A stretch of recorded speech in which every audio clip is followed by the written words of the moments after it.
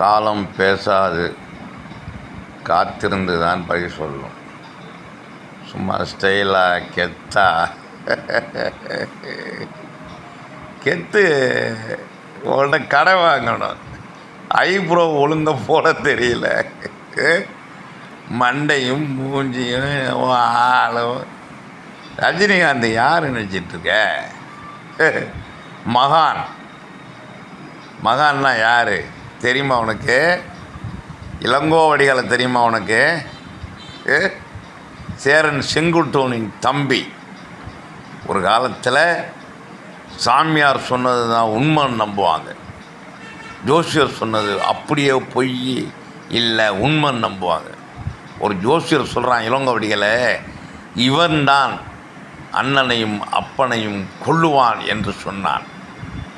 அந்த கணமே தந்தை மகனிடம் சொன்னார், மகனே இளங்கோவடிகள், நீதான் என்னையும் என் அண்ணன் மகனின் உயிரையும் பறிப்பாயாமே என்றான். அரசியலே வேண்டாம் என்றான், முடிவெடுத்தான்.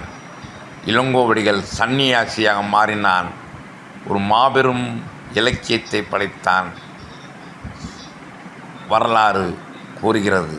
ஒரு மன்னன் சாமியாரான கதை உனக்கு தெரியுமா? இளையராஜாவின் நெருங்கிய நண்பர் ரஜினிகாந்தும் அப்படித்தான். சாமியார் அல்ல, மகான். இமயமலையின் மண்ணின் ஒவ்வொரு துளியையும் முகர்ந்து பார்த்தவன். அரசியல் பாடம் என்ன தெரியுமா? சிவாஜி கணேசனை தஞ்சையில் என்ன செய்தார்கள் தெரியுமா உனக்கு? அதே கதிதான் விஜய்க்கும். நன்றி, வணக்கம்.